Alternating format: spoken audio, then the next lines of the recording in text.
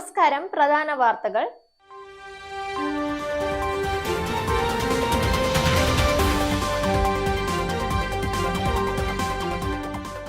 Republic ദിനത്തിലെ parade വാഹന വിവാദം ആശയക്കുഴപ്പമുണ്ടാക്കി ചിലരുടെ ചോര കുടിക്കാനുള്ള ലക്ഷ്യമാണിത് മന്ത്രി Muhammad Riyas.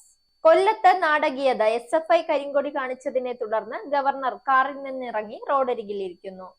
Australian open, Novak ജോക്കോവിച്ച് സെമിയിൽ പുറത്ത്. വാർത്തകൾ വിശദമായി.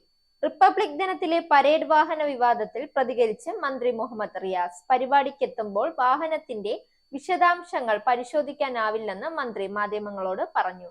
അഭിവാദ്യം സ്വീകരിക്കാനായി സഞ്ചരിക്കുന്ന വാഹനത്തിന്റെ RC ബുക്ക് പരിശോധിക്കേണ്ട ഉത്തരവാദിത്തം മന്ത്രിക്കില്ല. എല്ലാ കാര്യവും തീരുമാനിക്കുന്നത് ജില്ലാ ഭരണകൂടവും പോലീസുമാണ്. കൊല്ലം നിലമേലിൽ ഗവർണർ ആരിഫ് മുഹമ്മദ് ഖാനുമെതിരെ SFIയുടെ കരിങ്കൊടി പ്രതിഷേധം. പിന്നാലെ നാടകീയ രംഗങ്ങൾ അരങ്ങേറി. വാഹനത്തിൽ നിന്നും റോഡിലിറങ്ങി പ്രവർത്തകരോടും പോലീസിനോടും കയർത്ത ഗവർണർ റോഡിൽ പ്രതിഷേധിച്ചു.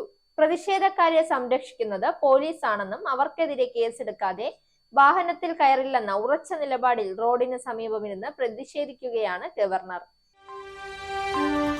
ഇനി കായിക വാർത്ത. നോവാക് ജോക്കോവിച്ച് ഓസ്ട്രേലിയൻ ഓപ്പണിൽ സെമിയിൽ പുറത്ത്.